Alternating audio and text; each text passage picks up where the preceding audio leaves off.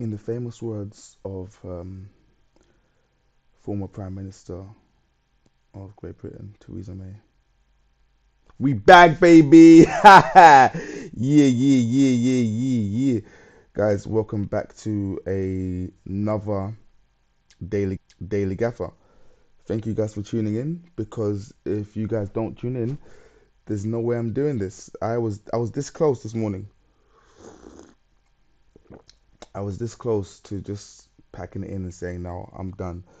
I've given these people too much. But I said, you know what? There's no such thing as giving my loyal gaffers too much. So I'm gonna just keep on giving because it's what the people deserve. Oh man, I'm not gonna lie, it feels good to be back. The World Cup was fantastic. Um, a bit of a come down when it ended, but that little gap between the end of the World Cup final and last night was excruciating. I was excited at the prospect of football, but actually watching it, oh, it felt good to be back, baby. It felt good to be back. Um, to keep some order in today's stream, I'm just gonna literally go through the games and results um, as happened. EB, is this a daily thing now? Yes, EB, it's called the Daily Gaffer. Sorry, guys, for those of you that are unaware, the Daily Gaffer is a daily stream. So essentially, oh my gosh, I thought everything was self-explanatory. So it's like a newspaper kind of thing. You know, you have like the Daily Mail, the Daily Express, the da da da, the da da da. This is essentially that, but for live streaming purposes. How's my connection? Hmm. I'm gonna stop doing this from home because I got the worst connection from home. But yes, EB and everyone else, the Daily Gaffer is a daily gaffer. It's a daily stream I'm gonna do every morning, Monday to Friday. Not sure about Mondays, yeah, because obviously we will be releasing our pod every Monday morning as usual. We'll be starting that back again on Mondays as of the 15th of Jan. Is that right? Let me check my calendar. Um, so that's when the fixture schedule gets back to normal. So the 16th of January will be when we start doing the Monday mornings again as normal. The podcast will be coming out um, like in between then. It just won't be on a Monday morning because the festive fixture schedule is it's hard to keep up with. Um, but yes, guys, the Daily Gaffer is a daily thing. If you guys don't want it to be daily, then tough because I'm here now and I've made my mind up. I made my mind up. So you're all for it. So I like to hear. So today we had 7 Premier League games yesterday. I've got the results on the screen, and I'm gonna go through them shortly. But firstly, we're gonna um crack on with the breaking news from last night, and that is that Liverpool and PSG have agreed a deal to sign Cody Gakpo. Yeah. Oh, bear with me. There we go. Is that right? No, I need to get rid of this. Wait, what? Oh yeah, get rid of that. There we go. And then press this. Cool. So Liverpool PSG have agreed a deal to sign Cody Gakpo. I don't know about you guys, but for me, that was completely and utterly out of the blue. Um, One, because I thought that United were favourites to sign him. Bear with me a sec. And two, because I thought Liverpool needed a central midfield player.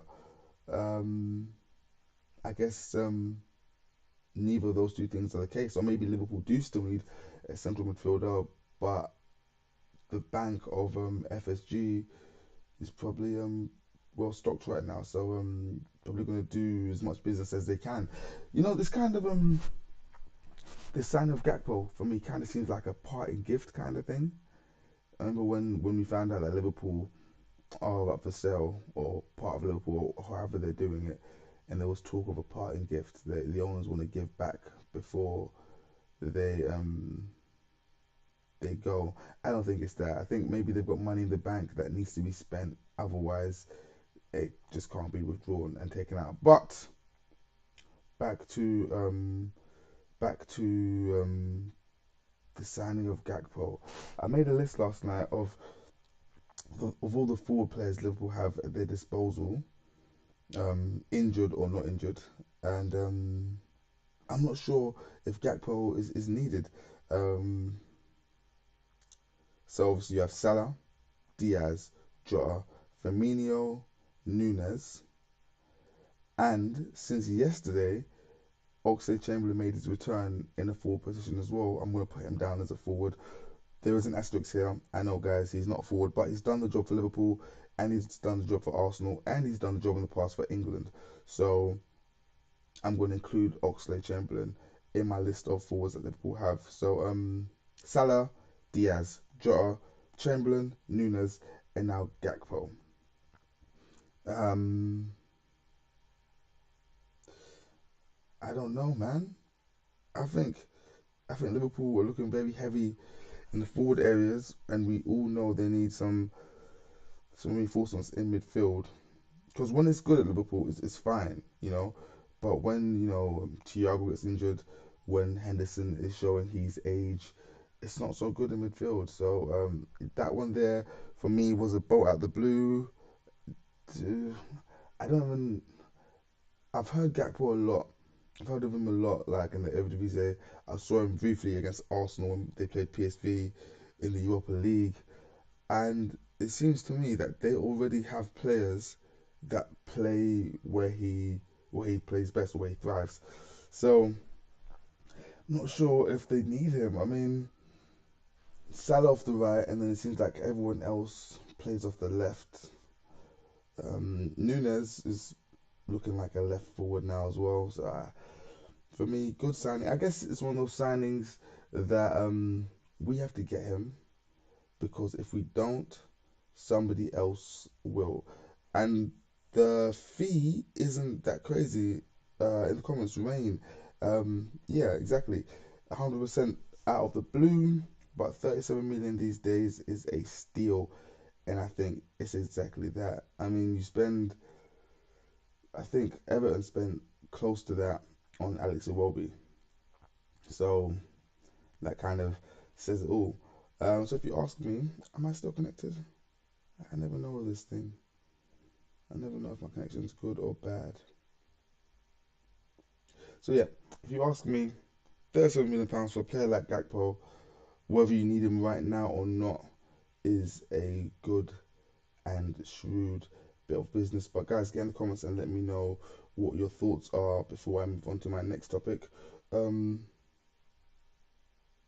you know, I'm going to go through the results from yesterday. But since we're talking about Liverpool already, I may as well just stay on Liverpool.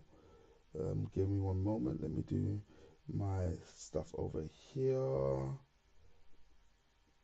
Okay, that don't need to be there, and that needs to be there. Okay, there we go. Perfect. So yesterday's results. I did say at the start of the show that I'll start from the top, i.e. the first result of the day, which was Brentford against Tottenham, and then work my way down. Um, I've now changed my mind. Since we're talking about Liverpool, I'm gonna just carry on with Liverpool. Uh, okay, I'm connected, just lagging. Okay, okay. Tomorrow, guys, I'm gonna do this from a different place because I've got the worst Wi-Fi signal in this place. I don't know why it's so bad. Jordan McNamee, the Continental one, doing some morning duties. Yes. Do we still call me the Continental one? I thought I migrated to Wrong and Strong, but if you guys want to call me Continental one, I will accept it. But there's my new YouTube channel. Please, guys, subscribe. for some different kind of content, which is already out and more be coming out shortly. Okay. Um, I don't know about you guys, but yesterday I watched the Liverpool game. They won against Villa. What was it? Oh shit! I got the result right here. 3-1. I thought it was 3-1. For a moment, I thought it was 2-1. Um, Guys, I wasn't impressed with Liverpool. I was not impressed with Villa at all. They squandered loads and loads of chances. They done themselves no favors. John McGinn, he's not the man he was, I think, 2 or 3 years ago when he first burst onto the scene. Um, Leon Bailey, unreliable. Um, Amy Wendia looks good, but he's not the kind of good that's going to win you games good. He's the kind of good that when the going's good, he'll be part of that goodness, but he's not the one to take it there. Um,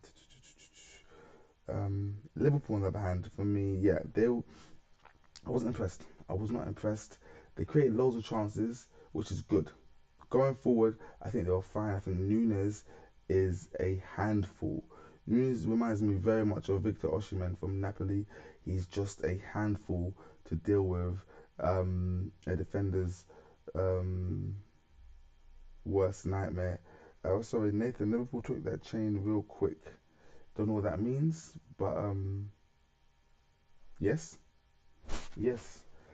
Yeah, anyways, Nunes is a defender's worst nightmare. He's strong, he's physical, and I had no idea just how fast he was. I saw him in a couple foot races yesterday, and he's giving me very much Victor Osimhen vibes, and I'm here for it. I don't know how to judge a player when they miss so many chances. I don't. I think for me, Nunes was probably man of the match. I saw a thing on SofaScore where he got 5.5 rating. But am I still here, guys? I don't know if I'm here or not. Sometimes this is the last time. This is the last time I do it from home, guys. I'm sorry. How can it be so bad? How can my connection be so bad from home? Doesn't make any sense. Okay. Yeah. Where are we? Let me close all my extra windows because I feel like that's what's causing potential lag. Close this one too. Do. Bear with me, guys. Um, Nathan again. Nunes is a striker. Nuno Tavares. Mm, yeah. Essentially, yeah. That's exactly what he is. I've got to agree. Um, yeah, I was saying, I find it difficult. How do you judge a player who does the he makes the chances, he gets in position all game long, but when it comes to putting the nail in the coffin, he's just not that ruthless. I mean, for me, I don't know. Would I want him at my team? I'm gonna have to say no. No, I'm gonna have to say no. I wouldn't want that kind of player at my team. But watching at Liverpool is fine, fine for me. Mr. Cam kicks. Liverpool created a lot of chances, but also conceded a lot of chances. That's been the problem the whole season. We score virtually every game. Um, that's what I was saying. That's the part of Liverpool that I wasn't impressed with. You look very, very open at stages. Um, Scorcher, my learned friend on the podcast, for a long time has been saying that Joe Matip is head and shoulders above Virgil van Dijk, and I'm seeing it more and more and more now. Um, yeah, I'm seeing a lot, and again, me, Broken Record FC, I'm always saying how pivotal it is for your centre back to be able to facilitate your fullback in attacking, and we've kind of seen since we've seen the quote unquote demise or the fall from grace of VVD. Bear in mind, we're not saying he's finished. I'm just saying that the heights he was at, he's no longer at those heights. So is my connection that bad? Wait, obs the connection is a dial up. Bro, it might as well be. Why? How can it be so bad? My route was right there. How can it be so bad? What is this? This is stressing me out. This is the last time I do it from home. Okay, guys, I'm sorry about this. This is stress. This is stress. Sky, you're killing me.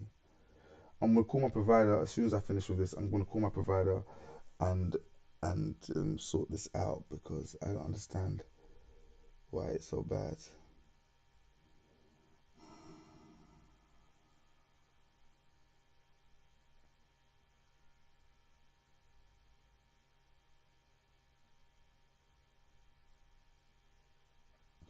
Okay, I'm back. Gathered my thoughts. Um, yeah. Trent is still trying to do Trent going forward. Um, but the problem is he's doing fine, but there's not a cover at the back because VVD isn't doing VVD. So I think it's time that Liverpool do the old switcheroo and pair Matip with Konate. I think once they do that, in my opinion, they will be just fine. Um, yeah, I think that's me done for Liverpool. Andrew R, how do you feel out of 10 with regards to what? I'm not sure. Um, let me know what is going on.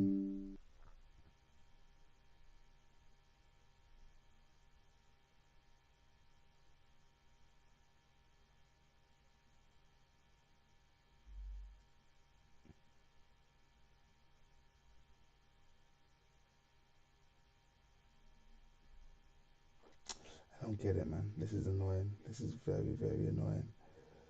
Um, cool.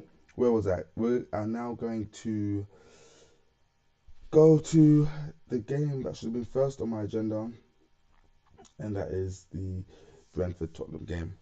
I think I saw before the game, obviously, Tottenham won this game 2-2, or Brentford lost the game 2-2, depending on your perspective.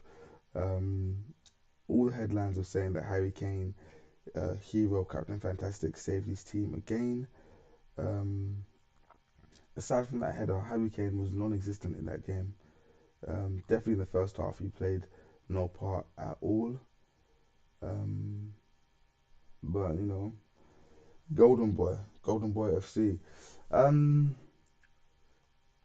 I was asking the other day if Tottenham fans are happy for their team to concede so many goals and make hard work of every single game they play. And Tottenham fans are like, yeah, it's only the result that matters. But this doesn't bode well because when your luck runs out, it, I mean, it's only so for so long. You can scrape draws. You can scrape draws from the jaws of defeat and think it's good. Brentford looked okay. The pitch was terrible. Um, Basuma was shocking for me. They need Rodrigo Bentancur so bad. Kulusevski was back, looking sharp. Son looks sharp without actually having much of an impact. Um, I've said it before, and I keep saying it. Um, I think Tottenham. It might sound mad, but um, sorry. Looking at the comments, I'm guessing you covered United getting robbed. If you're talking about Gakpo, Obs, um, I spoke about Gakpo, yeah, very briefly, but I might circle back. Remind me later to circle back to United getting robbed of Gakpo, quote unquote. Um, yeah, but I think where was I lost my train of thought. Basuma was bad, but for me, Basuma was playing like a player who he's trying to impress. He hasn't has he started for Tottenham this year? Maybe he had about 3 or 4 starts, I think. In the league, probably only had about maybe 2 starts. Um, there was just a lack of chemistry between him and Højbjerg. Yeah, I'm not sure about Tottenham. They haven't got Bentancur. They were missing Romero at centre back as well. Sessegnon's been a vital player for them this year. It was one of those games, but I'm not too sure if the result would have been much different um, if they had all their players there. Um, People still think Tottenham will get top four, um, and I want to know why. Why do you believe this? Because if you're basing it on how they've been playing thus far, then you'd have to say that it's a bit of a push. Where is? Do I have a table handy? Um,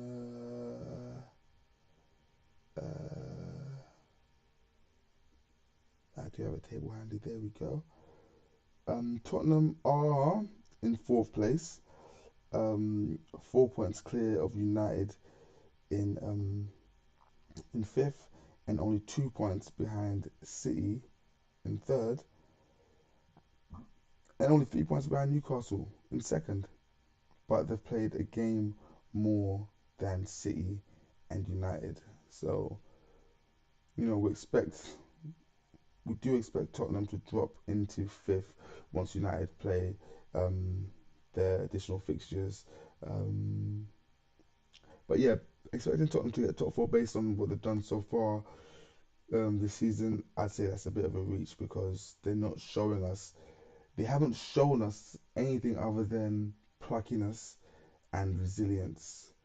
Um, yeah, so if we're saying, oh, they'll get it because Antonio Conte is a great coach, I'm just gonna have to disagree with that. What else did I want to take away from the Tottenham game?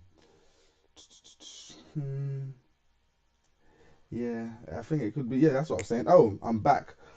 I think Tottenham have to move past Harry Kane. Um, I know it sounds crazy because he's Captain Fantastic, top scorer, and all that, but I feel like he forces you to play in one way. He's not very adaptable. He's um he's very good. Harry Kane is very, very good. But he kind of, as a team, he leads you down a path. Like this is because I am here, because this is my skill set, and because this is my playing style.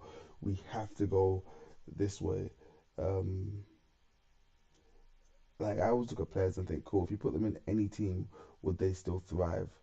And with Harry Kane, I think put him in most teams, like the world class players in the world, one criteria for me, not like the be all and end all, but one criteria would be could you put them in any team, whether it's a a mid table team, a Bundesliga team, Champions League team, and would they still have the same impact? Um, yeah, what is this? Stream health. Sorry, just my stream health is bad. I don't know why it's so bad. But yeah, so I think Tottenham, I don't know. It sounds crazy. I don't want to be crucified for what I'm saying, but I think it could be time for Tottenham to accept that they need to move on from Harry Kane. I don't know why they're holding on. They can get good money for him, or they could have got good money for him at one stage. I'm not sure if the buy-in rumors are true. Um, uh, Mia at A, Lions only. I don't know what that means. A obs, Lions, Lions, Lions. Am I missing something here in the comments? I don't know. Cool. But if I had to make a prediction on where Tottenham will finish this season, based on how they've been fifth, sixth, if I'm being honest with you guys, um, this connection is killing me. This connection is killing me. Why are you doing this to me, guys? Not you guys. Talk about the internet, guys. I should run a speed test. Yeah, I'll do that shortly. Yeah. Anyways, as I was saying, I think based on how they're playing currently, not what might come after the transfer window closes, or if other teams drop points, just solely based on how they've been playing. I'm not predicting top four for Tottenham based on this recent results. Okay. Um, I'm not gonna do Crystal Palace, Fulham because I didn't watch the game or even highlights. There were two red cards. That's all I know. Sorry, guys. Everton Wolves. Lopetegui's first game in charge of Wolves ended in a 2-1 win. I did watch that game. Well, I watched the second half at least. And I if any of you watched the game, you would know that the Everton fans are the ones that cost them the game. It was 1-1 in stoppage time, and Everton had the ball around about the halfway line. They were just passing it left and right along the halfway line, not really going forward. Um, and I understand why. From a player's perspective, Wolves were in a very very low block, very compact, very hard to break down, and Everton were playing the ball left and right, trying to get through, and their fans got impatient and started heckling and whistling their team. This was the 94th minute, and so the Everton players gave into the pressure, played a hopeful ball forward. It was cut out by Wolves. Wolves sprung the counter attack, went down the other end, and scored. All because the players didn't trust in themselves and their manager and decided to listen to the fans and try something that they otherwise, at any other moment in the game, wouldn't have tried. And as a result, they paid the ultimate price. They threw away a point um, in the last minute. So I've got no sympathy for Everton fans, and no sympathy for Frank Lampard either. Everton are very low in the table. Where is my table? Where are you, table? I think. Can I do this? No, not that. It's this one here. There we go. No, this is what I'm trying to do. There we go. There we go. There we go. Hey, I'm good at this. Okay. Okay, where am I? Cool. So if we look at the bottom of the table, Everton have 14 points after 16 games. This is poor. If Nottingham Forest win their next game, which which they won't, fortunately, then Everton will be in the relegation spot. So yeah, we need to yeah, Everton are shocking. I don't know how Frank Lampard keeps getting these jobs. Derby, Chelsea, Everton. He hasn't got to do much to get a job. I'm not sure if he's the man for it. Back to the comments. I was working at the Emirates yesterday, and you guys are absolutely brilliant. Can't wait for your downfall. Yeah, no, yeah. It's I feel like the whole world is waiting on Arsenal's downfall right now. I feel like the headline writers um were ready to crucify us as soon as West Ham scored that penalty. Um, I could have seen headlines like um, something to do with Jesus, Christmas, but no Jesus. Christ is risen, but Arsenal are falling. Um, the Son of only God can save you, or what would Jesus do? I can see a lot of Jesus headlines, but no, you got to leave those headlines on the back burner and wait till next game now. Ah, my best friend Statman90, where have you been? You're a bit late. Stream's nearly finished. Um, cool. Where was I? Yeah, Frank Lampard, Everton. Don't know how he gets jobs. Why have I got no viewers? This doesn't make any sense. Why is the connection so bad, guys? Oh my goodness, I can't with this. I can't with this. I'm gonna contact these broadband people and let them know that there's more subscribers. Perfect. No, this isn't cool. Um, back to the let me get rid of that and get that up. Perfect. And then press this. Perfect. Cool. Leicester, Newcastle, guys. I need to put this on the screen so you guys know what I'm talking about. Can I do it? Yeah, I can do it like this. Can I do this?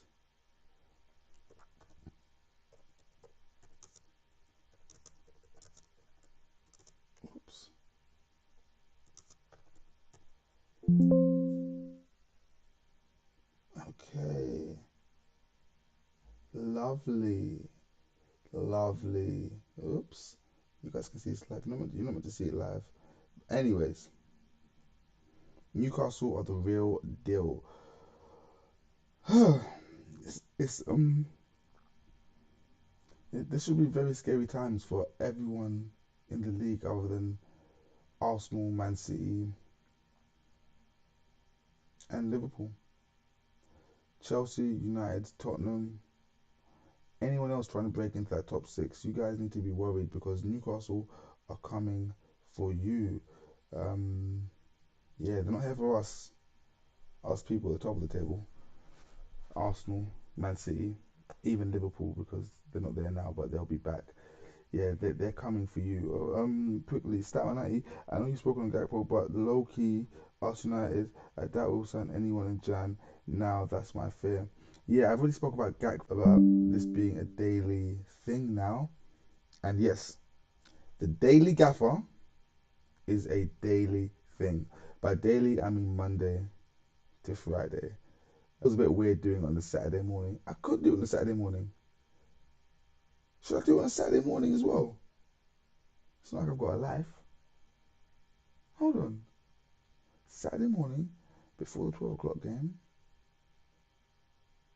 Hmm, I might do that. Sunday? No, not Sunday. That's too much. I'm just gonna I'm just gonna I'm just gonna go with it. See what happens. See what happens. See what happens. But yeah, I'm talking about Newcastle guys. We will get on to United shortly. Okay, Mr. Cam Kicks and Statman 90. Um, but yeah. Ah, back at work. Ah, that's a shame. Well, you might miss the live stream, but you can always catch it back because it stays here. Newcastle, Newcastle. I said on yesterday's show that they play better without Gucci Max. Um, they've got a lot of average players. I'm seeing Longstaff. I'm seeing Fabian Shaw. I'm seeing Joe Willock. I'm seeing Chris Wood. But somehow they're playing as a team, and I personally believe, in fact, no, no, I feel Newcastle will fall off. I feel like everyone's playing above themselves because they want to be part of this Kingdom of Saudi Arabia empire that is clearly coming to Newcastle. So so I feel like everyone's playing to show their worth. The players obviously spoke about it amongst themselves, to their close ones, to their friends and family, and they know that Newcastle are going places, and believes they will be. I don't know how long they keep this up for. Um, maybe a season, maybe a few transfer windows. Getting a phone call. It's his culture. Bear with me, guys. Yo, you know I'm doing a live stream as we speak. Yeah, I'm doing a live stream as we speak. Yeah, but it's cool though. What's up? They can't hear you. I can put it in loudspeaker.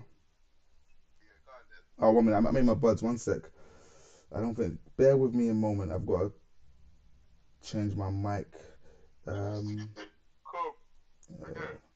bear with me, guys. Scorcher just called me, so we're gonna introduce him to the um,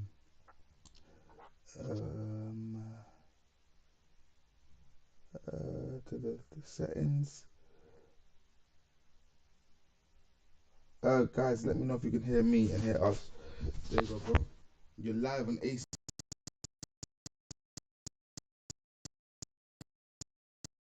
What am I saying though? Differently, I imagine I just was watching a short on YouTube, yeah, Mm-hmm. of Van Gaal, yeah, and he was talking about Messi and where he would play Messi in his team, yada yada yada, cool, whatever. But then they asked him about must have been in the World Cup. They asked him about Brazil. He said, oh yeah, yeah, they're right, man. They're a small counter-attacky team. Is that what he said? He said they're a small. counter-attacking team. He said, yeah, I watched them play against he said, I watched them play against Korea, and the Koreans were attacking all the time. Yeah, man, they're plucky. They're plucky. They're a plucky counter-attacking team. Oh wow, Yep, you see that? And that's why he's the guy. that's why he's the guy. Thank you, brother. I needed to know that. I'm gonna get back to my thing, my stream. I hope the guys can hear you. I've got the worst connection, bro. I'm not doing this from my house anymore. I've got to migrate to the studio. But I'll hit you up shortly. Alright, go on. Alright, cool. Okay, guys. I don't know if you could hear. Oh, disconnected still. Don't know if you guys could hear that. But that was just telling me that Louis Van Gaal said that Brazil are a plucky counter-attack.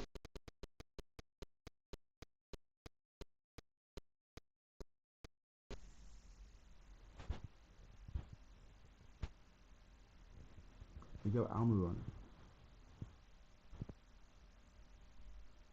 It's not doing anything crazy. He's just doing the bare minimum, and it's resulting in a goal every single game. Um, yeah. Um, it's so crazy right now as well because nobody would want to leave Newcastle. So before you'd be like, oh yeah, Almiron's playing good, but Newcastle need to be careful because um, it's only a matter of time before someone comes to try and poach him.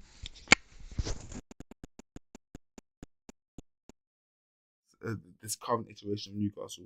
So it's scary, scary times. Where do we see them finishing? Let me go back to my league table. Um, uh,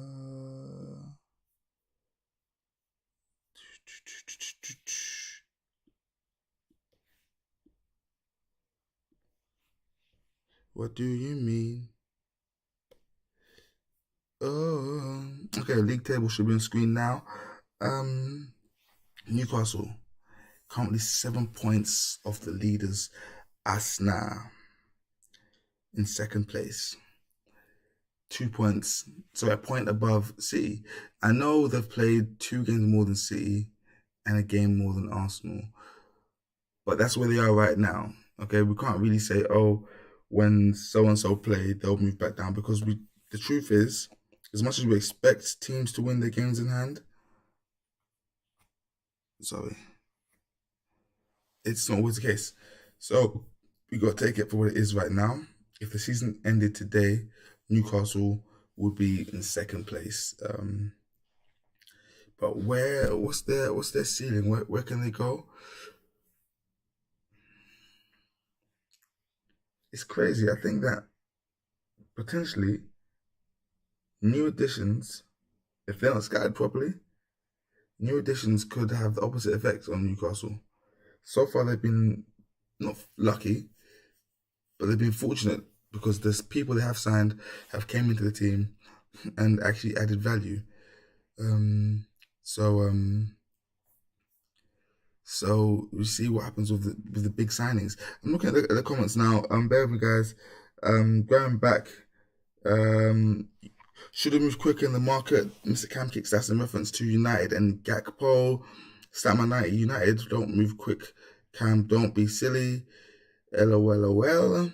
Statman 90, that makes sense if you at work. Cool. Play it by ear. See what you feel, especially if there's a lot of football. There won't be much to speak about. Oh, that's in reference to me doing this every single day. Eddie Howe's doing a brilliant job. It's whether they can sustain it. Yeah, I mean, yeah, I don't see why they couldn't sustain it. They have resources. That's one thing they have on their side, resources. Um, yeah. Statman 90 reference to Scorcher saying that Van Gaal said that Brazil are a counter-attacking team. He said Van Gaal, the long ball merchant, talking about counter-attacking. LOL. Troy Dale, how's it going, bro? Gakpo 40M, Anthony 80M.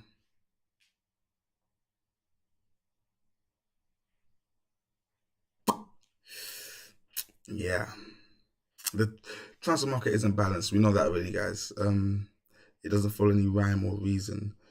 Um, I'm still trying to figure out what you get from Declan Rice for £100 million.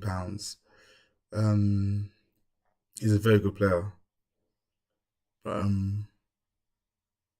is Decky Rice gonna win you games?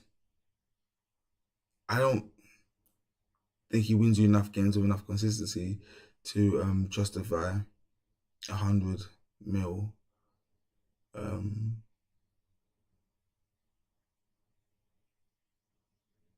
yeah, I don't think so. Yeah, no, definitely no. So no for me. Um, Question: does Gakpo start or resume bench duty when Diaz and Jota are 100% fit? Um, yeah, I'd say no. Okay, quickly. On the subject of Liverpool and Gakpo, if Liverpool had everybody fit, we assume their lineup would be Alisson, Trent, VVD, Matip, Robertson, Henderson, Fabinho, Thiago, possibly, who knows? And up front, we'd expect it to be Salah on the right, Jota down the middle, and then on the left, Darwin Nunez or Diaz. Yeah, so it looks like we're a full strength team. Gakpo is playing third fiddle on that left hand forward. I don't know if he's a left forward or a centre forward or a right forward. I don't even know. If he's a right forward, he's not starting because Salah plays there. I don't think he's a centre forward. And if he is, I still think Firmino and Jota shade it there. And if he's playing off the left, Nunez and Diaz. So I don't know. I think yeah, it looks like a sticky one. I don't know. I'm not sure about this signing. If you ask me, it's just happened too fast and too out the blue. Um, It depends for Newcastle. They could get top four, but if teams around them win their games in hand, it's going to be tight. Plus, they could fall off. Yeah, I don't really like the could fall off talk because anyone could fall off. So I don't like to say, oh yeah, they will fall off or they're likely to fall off because the truth is we just don't know. And I think they can handle their own results. And I don't want to speculate too much on what could go on around them. Um, let's get back to this. We're nearly done. Guys, I'm sorry about the laggy connection. I will sort this out. Oh, nearly done, for real. Okay. Bright, Brighton and Hove Albion beat Southampton. Southampton got this new manager from Luton, I think. I keep forgetting his name. Don't know what they're thinking. Looks like they're preparing for life in the championship. Um, and Brighton just doing Brighton things. You always expect Brighton to win this game. Lastly, Aston. Oh, Arsenal, saving the best till last. This is good. This is good. Um, oh, connection's proper now. Oh, thank God. Thank God. On my side, it still says that it's bad, but I will fix this for tomorrow's stream, guys. Yeah, and I'm not done yet, but while I'm still here, thank you guys for tuning in. I really appreciate the. Sorry, guys, bear with me. I've lost something. There we go. Oh no, guys, bear with me. I'm having some technical problems. Where is it? Oh, there it is. Nope, not that. Ah, there it is. Perfect. World class.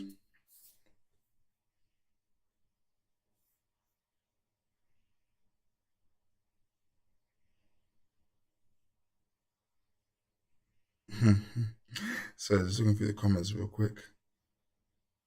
We've moved on, guys. We've moved on. We're now talking about Arsenal. Arsenal.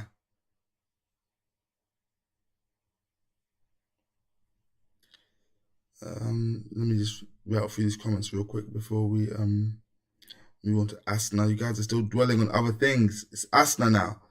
Or maybe there's a bit of lag. Oh yeah, I forgot about the lag. This almighty lag. Benfica robbed them for Nunes. He can't finish his dinner. Nunes' movement is world class, but it's getting to the point where it is very painful to watch him in front of goal. As a footy fan in general, I hope Newcastle get top 4. He's lucky he hasn't cost Liverpool some points yet. Yeah, Devil he makes good runs, just gets in good positions, but he's shocking in front of goal. Nathan Jones is Southampton's manager, by the way. Just thank you. I just call him the guy from Luton. Co-op, inject Gakpo into my veins. Abdi is scorch okay. Signing him just about United is worth it. Liverpool signed him because all their left wingers are injured. LOL. I got United fans and DMs writing paragraphs about Gakpo. I'm a United fan, but I'm not hurt about it. You snooze, you lose. Nunes is my striker. Big fan as a Liverpool fan. You need to get the chat up on your phone as it's hella slow on your stream.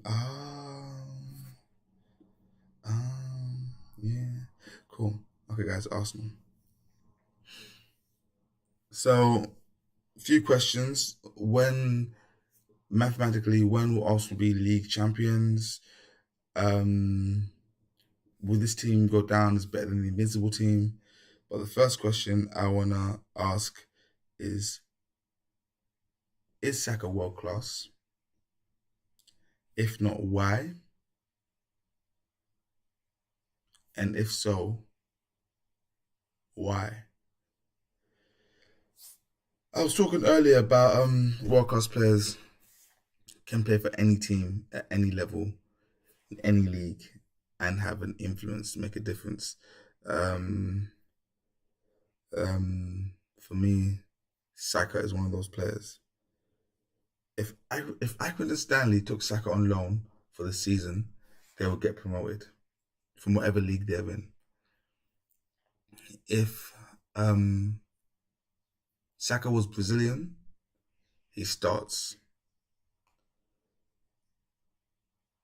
Any team, no team leaves Saka on the bench. It doesn't matter your system. If you play wing backs, he starts. If you play full backs, he starts. If you play 2 up front, he starts. If you play 3 up front, he starts. If you play 1 up front, he starts. No matter what system you play, Saka starts. And that's only the start of it. Not only does he start, he also has influence. He's a difference maker. I call Reece James the difference because I just feel like he's just an immense football player. I think Saka is on the same level of influence, just intense difference making. So the question is Saka world class? I'm not getting many answers here, so I'm gonna answer it myself. Yes, Bukayo Saka is world class. He's up there right now with your Vini Juniors, your Federico Chiesas.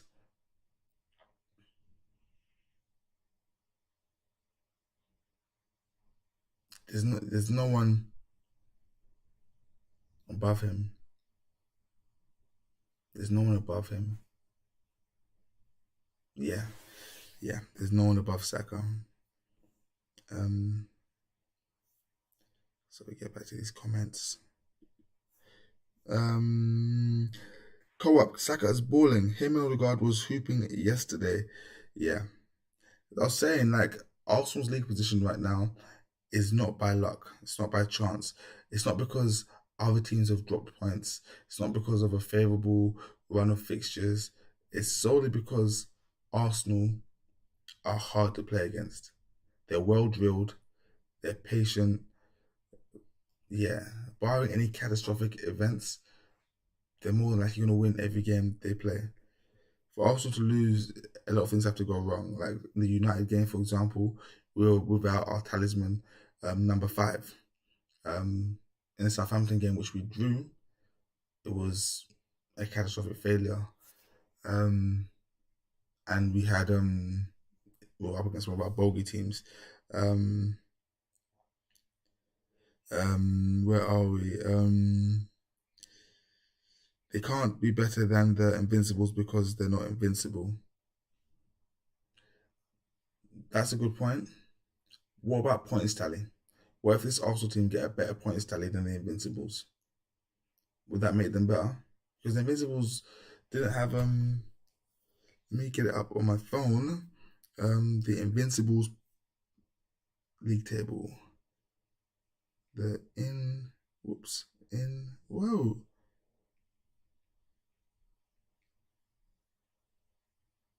league table. Oh, Arsenal won on well, they had 90 points. Oh, that's kind of good. They drew 12 games that season, which is 24 points dropped. Is that right? 24 points dropped. So far, Arsenal have dropped 5. So they've only 19 more points. Well, yeah. Anyways, cool. I'll stop doing the math. Back to the comments. When will Saka go to Barca? Exactly. I was thinking the exact same thing because it's only a matter of time before the big guns come knocking.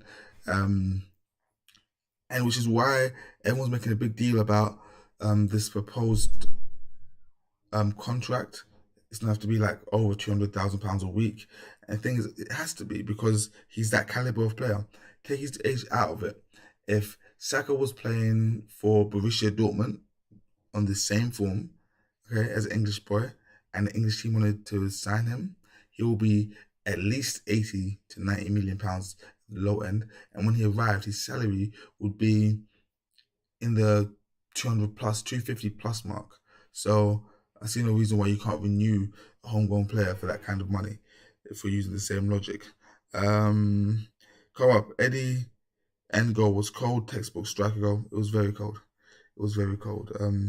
Eddie Nketiah only has to score 4 more league goals to equal Jesus' league tally. Yeah. Saka's entering demon mode. He was cooking yesterday. Yeah, but he's been cooking on gas for a long time for England and Arsenal. So it's no surprise there. Co-op says Saka world class for sure. Obs, he's beating man for fun, coming inside, causing chaos. Yeah, he is. So I guess you're saying yeah, he's world class. Would a league title certify world class status though? No, no, it wouldn't certify it because we always move the goalposts when we're doing these things.